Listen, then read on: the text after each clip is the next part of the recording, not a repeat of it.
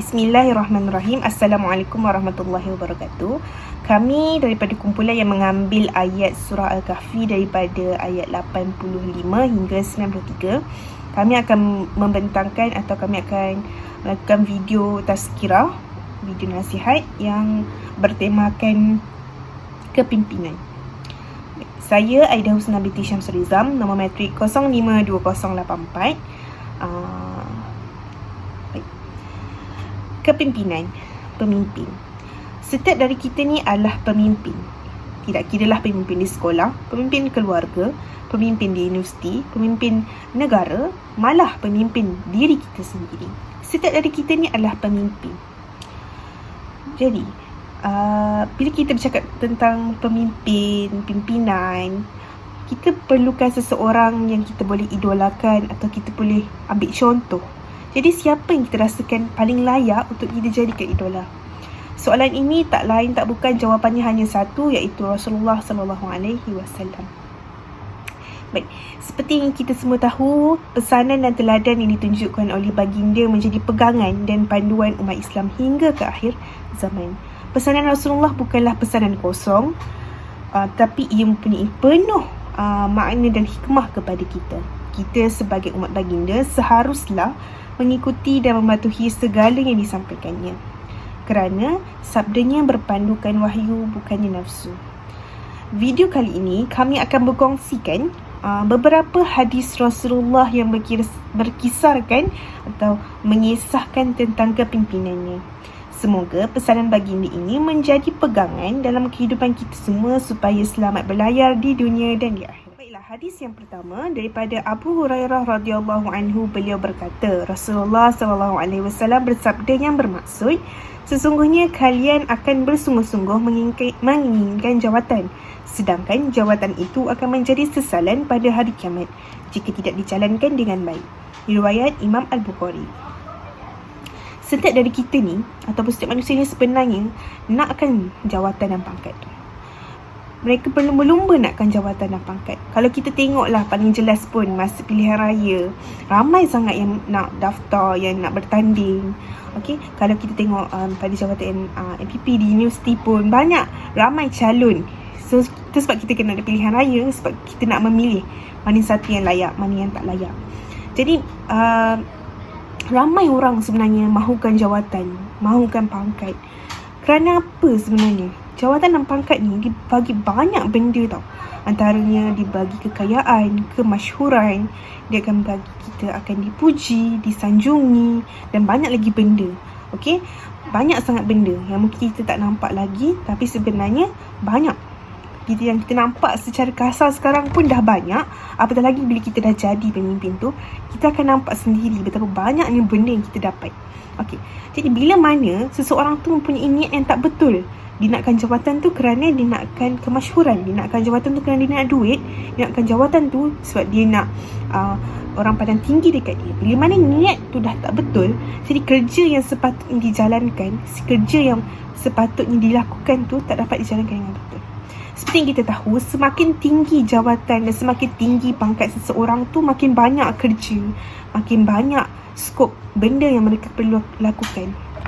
Bila mana niat tu dah tak betul, kerja yang sepatutnya dilakukan tidak dapat dilakukan. Jadi bila kerja tu tidak dilakukan, perkara itulah yang akan disesali pada hari kiamat. Kerana apa? Kita semua tahu, setiap perbuatan kita tu akan ditanya pada hari akhirat kelak. Jadi kalau kita dah dapat amanah yang besar, jawatan atau perkara pangkat ni sebenarnya amanah juga. Bila kita dah dapat amanah ni, amanah yang besar, tapi kita tak lakukan dengan sebetulnya, dengan seeloknya, maka perkara tu akan ditanya pada hari kiamat kelak. Dan bila kita tidak dapat jawab dengan betul, kita tidak dapat jawab dengan sempurnanya, maka kita akan mendapat dosa dan seterusnya mungkin akan menjadi salah satu penyebab terbesar kita masuk ke dalam api neraka. Jadi sebenarnya, tapi kalau kita dah lakukan amanah, kita dah lakukan jawatan dan pangkat kita tu dengan sebetulnya, dengan seeloknya, dengan berwibawa, dengan berdedikasi, insya-Allah ia akan menjadi asbab kita untuk masuk ke syurga.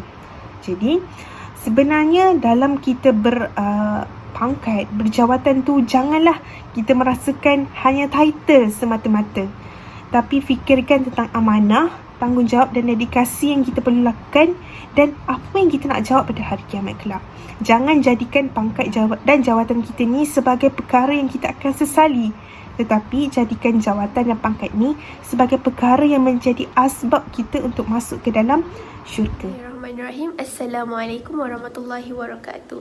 Nama saya Siti Nur Mushidah binti Al-Amin, nombor matrik 054105. Baiklah, saya akan sambung kepada hadis yang kedua, iaitu hadis agama itu nasihat. Hadis ini berbunyi, An Abi Ruqayyah Tamim Ad-Dari radhiyallahu anhu An-Nabi sallallahu alaihi wasallam qala ad-din an-nasihah kulna man, iaitu kulna liman, qala lillahi wa li kitabihi wa li rasulihi wa li ammatil muslimin wa ammatihim, iaitu dari Abu Ruqayyah Tamim Ad-Dari radhiyallahu bahwasanya Nabi Muhammad SAW bersabda, agama itu nasihat. Kami pun bertanya, kulna liman, iaitu untuk siapa nasihat itu? Baiklah, nasihat itu adalah untuk Allah, kitabnya, rasulnya, imam-imam kaum muslimin dan seluruh muslimin, iaitu rakyatnya. Hadis riwayat Muslim. Kita sambung, iaitu nasihat untuk Allah itu bermaksud beriman kepada Allah dengan mentauhidkan Allah, dengan menunaikan hak-hak Allah, sama ada hak yang wajib maupun yang sunat. Ikhlas dalam melakukan ibadah dan menjauhi maksiat dan berjihad di jalan ini. Contohnya, melakukan perkara yang disuruh dan meninggalkan perkara yang dilarang. Contohnya, kita melakukan ibadah dengan ikhlas, dan kita menjauhkan diri kita dengan perkara-perkara haram, perkara yang dibenci oleh Allah. Okey, seterusnya ialah nasihat untuk kitabnya. Ini bermaksud menunaikan hak Al-Quran, iaitu hak yang dipelajari, dibaca, dijadikan sebagai petunjuk dan hidayah dengan membenarkan berita dan melaksanakan perintahnya. Maksudnya kat sini, Al-Quran tu sebagai panduan hidup kita.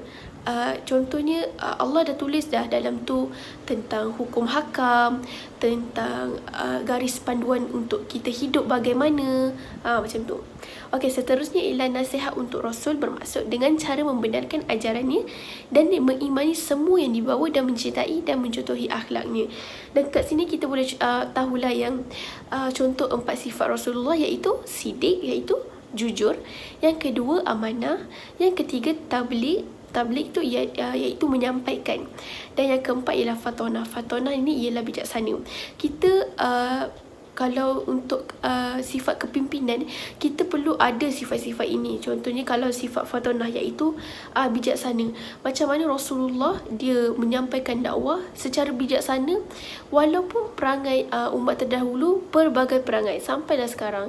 Jadi kita sebagai umat dia kena mempelajari cara-cara yang dibawa oleh Rasulullah SAW. Okey, seterusnya ialah baiklah, nasihat untuk imam kaum muslimin dengan cara menolong mentaati pemimpin. Maksudnya kat sini, kita sebagai rakyat menolong pemimpin dengan sama-sama kita berganding bahu untuk sampaikan perpaduan, untuk kekalkan perpaduan supaya tak ada kesalahfahaman, supaya tidak berbalah di antara rakyat dan pemimpin. So kita bersama-sama menegur dan mengingati antara satu sama lain. Okey, seterusnya ialah nasihat untuk kaum muslimin dengan memberikan bimbingan kepada mereka apa yang dapat memberikan kebaikan dalam urusan dunia maupun akhirat, iaitu sama-sama kita tegur-menegur. Contohnya, bila kawan kita buat salah, kita tegur. Bila kita buat salah, kawan kita tegur. So kita kena terima apa teguran, kerana teguran yang disampaikan tu mungkin adalah benar. Jadi akhir sekali, hadis ini amatlah penting bagi kita membuat garis panduan dalam hidup, dan ini juga adalah salah satu hadis untuk ciri-ciri kepimpinan yang berjaya. Kita beramallah dengan kitab Allah, dengan ini semua. Jadi dia dah beri panduan kepada kita untuk kita jadikan contoh. So saya akhiri dengan wabillahi taufiq wa hidayah. Assalamualaikum warahmatullahi wabarakatuh. Seterusnya, Daripada Maqil bin Yasar radhiyallahu anhu, beliau mendengar Rasulullah sallallahu alaihi wasallam bersabda yang bermaksud, tidaklah seseorang hamba yang diamanahkan oleh Allah ke atas sekumpulan manusia lalu dia mati sedangkan dia melakukan penipuan terhadap mereka, melainkan Allah mengharamkan baginya syurga. Rasulullah sallallahu alaihi wasallam juga bersabda, tidaklah seorang ketua yang menguruskan urusan-urusan kaum muslimin kemudian dia tidak bersungguh-sungguh dalam memberi layanan dan tidak menasihati mereka, melainkan dia tidak akan masuk syurga bersama mereka. Maka kita perlulah menjauhi sifat zalim kerana sifat itu akan membawa masalah dan kesusahan di dunia, lebih-lebih lagi di akhirat. Assalamualaikum warahmatullahi wabarakatuh. Nama saya Nur Anis Amani binti Marzuki, nama matrik 052072. Hari ini saya akan meneruskan kepada hadis yang kelima daripada Abdullah bin Amr radhiyallahu anhu berkata, Rasulullah sallallahu alaihi wasallam bersabda, sesungguhnya orang-orang yang berlaku adil akan berada di atas tempat-tempat yang tinggi daripada cahaya di sisi Allah Subhanahu wa taala, ialah orang-orang yang berlaku adil dalam menetapkan keputusan di dalam keluarga ataupun mereka daripada jawatan yang tinggi. Okey. Sebelum itu kita kena tahu apa itu seorang pemimpin. Okey, seorang pemimpin ini adalah orang yang diamanahkan untuk memikul tanggungjawab atau petugasan yang telah diberi dengan bersungguh-sungguh. Okey, poin kepada hadis ni ialah dia amat menekankan sikap keadilan di dalam seorang diri pemimpin, yang mana seorang pemimpin itu perlu bijak untuk melaksanakan sesuatu. Okey, seorang pemimpin ini juga perlu ada ilmu yang tinggi dalam menegakkan keadilan. Pemimpin ini juga perlu menjaga hubungan di antara masyarakat sekeliling.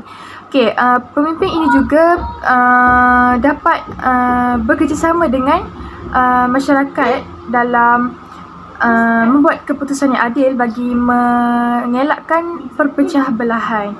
Okey, akhir sekali pemimpin ini juga dapat bekerjasama ataupun saling berbincang, bertukar pendapat dengan masyarakat agar apa yang akan dilaksanakan itu masing-masing telah setuju dan berjaya melaksanakan tugasan dengan baik. Okey, nama saya Anis Alia binti Muhammad, nombor matrik 052082. Untuk yang terakhir ni, saya akan baca satu lagi hadis yang bertemakan kepimpinan, iaitu hadis yang daripada Abu Zar radhiyallahu anhu, yang bermaksud, saya berkata, wahai Rasulullah, mengapa Tuan tidak mengangkat saya sebagai penjawat?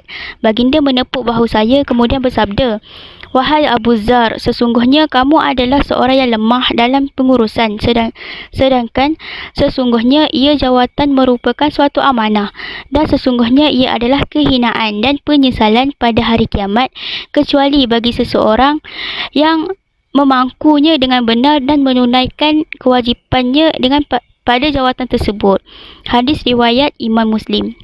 Okay, dalam hadis ni dia menceritakan bahawa Abu Zar ni bertanyakan kepada Rasulullah mengapa beliau tidak diangkat sebagai penjawat, dan Rasulullah SAW membalasnya dengan berkata bahawa Abu Zar ni belum layak untuk memegang jawatan tersebut kerana Abu Zar ni lemah dalam bab pengurusan. Okey, kat sini dia nak bagi tahu bahawa tanggungjawab tu, sesuatu tanggungjawab atau adalah sangat berat, amanah yang sangat berat, dan dia merupakan satu penghinaan dan penyesalan pada hari kiamat nanti, kecuali bagi orang yang mampu memegang jawatan tersebut dengan baik. Okey, yang terakhir, apa yang kita dapat daripada hadis-hadis ini adalah kita perlu tahu bahawa pemimpin ni bertanggungjawab atas segala tanggungjawab yang dipikulnya, yang digalasnya di dunia ni.